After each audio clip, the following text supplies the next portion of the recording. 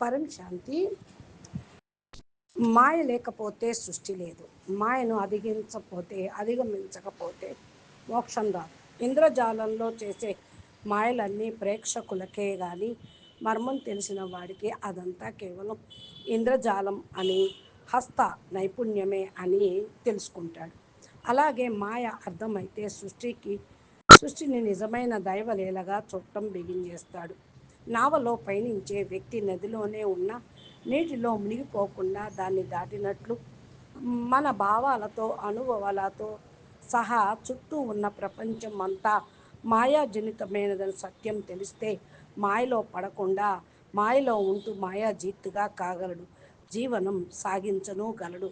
మాయ సృష్టి గమనం కోసమే కానీ మన జీవనం కోసం కాదని అర్థమైతే మాయలో మునగకుండా జీవితం దాటేస్తాడు. పరం శాంతి. పరం శాంతి.